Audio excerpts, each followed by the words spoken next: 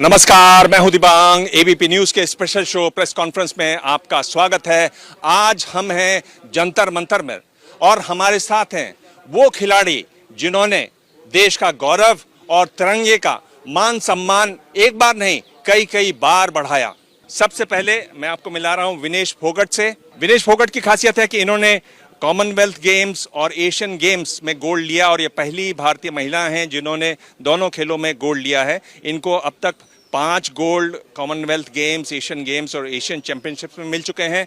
World championship में इनको 2 bronze medal मिले हैं। हमारे साथ हैं बजरंग पुनिया, जिनको टोक्यो ओलंपिक्स में सबने देखा कि ब्रॉन्ज मेडल मिला। ये अकेले भारतीय खिलाड़ी हैं जिन्हें वर्ल्ड चैंपियनशिप में 4 मेडल मिल चुके हैं। एशियन गेम्स में, कॉमनवेल्थ गेम्स में और चैंपियनशिप्स में इनके 21 मेडल हैं। आपके पास जगह है इन सब मेडलों को रखने की? बस मेडल आते रहिए, जगह तो बना लेंगे जी। सतवत को कॉमनवेल्थ गेम्स में, चैंपियनशिप्स में और एशियन चैंपियनशिप्स में 1 गोल्ड, 2 सिल्वर और 3 ब्रॉन्ज मेडल मिले हुए हैं।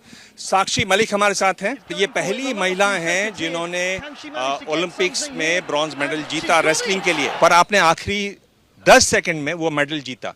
आपको वो याद आता है कभी? कभी नहीं सर, हमेशा याद आता है। जब कोई भी टूर्नामेंट खेलने जाती हूँ तो याद कर लेती हूँ कि वैसे ही लड़ना है, लास्ट तक हार नहीं माननी है। 3-4 सेकंड थे जब मेरा पॉइंट हुआ, पॉइंट होने के तुरंत बाद टाइम खत्म हुआ, तो बिल्कुल याद आता है सर वो मैच। आप लोग सब वो हैं जिनको देश को हाथों हाथ लेना चाहिए, अपने पलकों पर बिठाना चाहिए। कैसा है ये अनुभव कि आज आप यहाँ सड़क पर बैठी हुई हैं, न्याय की गुहार कर रही हैं? देखो, बहुत ही दुर्भाग्य की बात है सर कि हमें यहाँ बैठना पड़ रहा है, कोई सुनवाई नहीं हो रही। बीच में आपने देखा होगा जो पुलिस वाले हैं उन्होंने भी थोड़ा गलत व्यवहार किया हमारे साथ। तो बस यही है, उम्मीद में बैठे हैं और न्याय के लिए लड़ रहे हैं और जब तक न्याय नहीं मिल जाता हम यहीं बैठे रहेंगे। कहाँ आप जाते थे, लोग ढोल नगाड़े बजाते थे, माला लेकर आते थे। आज आप न्याय की बात कर रहे हैं तो यहाँ सड़कों पर हैं। भारत की बेटियों की है, उनके मान सम्मान, उनकी इज्जत की बात है। मुझे जहाँ तक लगता है कि जो हम ट्रेनिंग करते हैं उससे ज़्यादा डिफिकल्ट नहीं है यहाँ बैठना। बस यही है कि भाई कि इस पे कोई सुनवाई नहीं हो रही। विनेश, आपने तो 2022 में अभी हाल में कॉमनवेल्थ गेम्स में गोल्ड जीता। क्या आपने बड़ी सीख मिली आपको यहाँ? देखिए, तकलीफ तो होती है सर कि मतलब जब मेडल जीत के आते हैं इतना, अभी भी मैं मतलब ऐसे देश के हम शुक्रगुजार हमेशा रहेंगे कि आज हमारी सच की इस लड़ाई में पूरा देश साथ खड़ा है।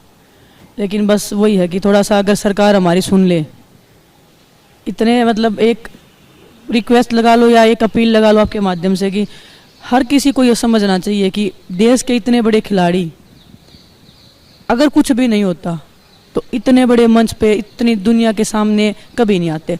कुछ तो बहुत बड़ा है, क्या उस सच को जानने की ट्राई नहीं कर सकते कि क्या ऐसा इतना बड़ा क्या हुआ है कि इतने बड़े खिलाड़ी जो, और हम ऐसा नहीं है कि हमने छोड़ दिया है फिर हम अपना झंडा बुलंद करने या अपना नाम बनाने या कोई टिकट लेने के लिए आए हैं। हम खेलते हुए खिलाड़ी हैं, जो करंट में हम चल रहे थे वो खिलाड़ी यहाँ बैठे हैं। आज इंडियन एक्सप्रेस अखबार है, बहुत खोजी अखबार है और उसमें रिपोर्ट छपी है जिसमें 2 महिलाओं ने जो बयान दिए हैं उसके बारे में कहा गया है और बहुत ही विस्तार से रिपोर्ट है और बहुत ही शर्मनाक, बहुत ही दुखद उसमें बात है। मैं थोड़ी सी बात बताता हूँ।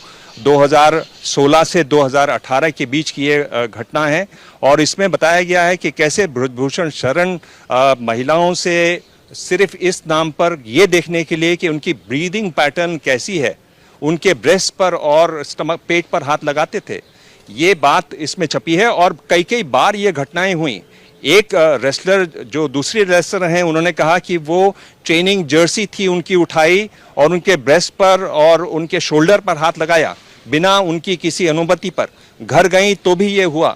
ये सारी घटनाएं हैं जिन पर आप ध्यान आकर्षित करना चाहते हैं। कुछ दिनों पहले उन्होंने ऑन कैमरा भी ये बात एक्सेप्ट खुद की है कि भाई मैंने एक लड़की को उसकी बिना इजाज़त के गले लगाया और जिससे वो असहज महसूस हो गई। हमें एकजुट होने में कितना समय लगा होगा ऐसे ताकतवर या ऐसे जो है डेंजरस इंसान को के खिलाफ, जो खुद कुछ दिनों पहले आपके चैनल पे बाहुबली और पता नहीं किस तरह की लैंग्वेज का उन्होंने प्रयोग किया।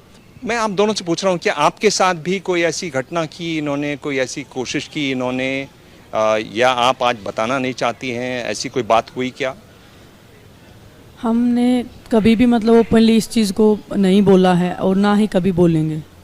क्योंकि जिस बैकग्राउंड से सर हम आते हैं, बहुत अभी आप जैसे बोल रहे हो तो जैसे बजरंग ये सब, हमें अब भी शर्म आ रही है इस चीज़ को, जैसे आप एक्सप्लेन कर रहे हो, समझ रहे हो।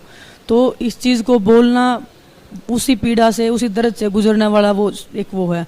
और जिस बैकग्राउंड से हम आते हैं वहाँ से हम इतनी तकलीफ़ों से या इतनी झगड़े करके हम रेसलिंग जैसे स्पोर्ट में आगे बढ़े हैं, जहाँ पे भी मतलब लड़कियाँ थी नहीं, वहाँ से निकलना और फिर उसके बाद में ऐसा सामने कोई इंसान आ जाए, उससे उसके साथ में ऐसा बिहेव होना, फैमिली को बताए नहीं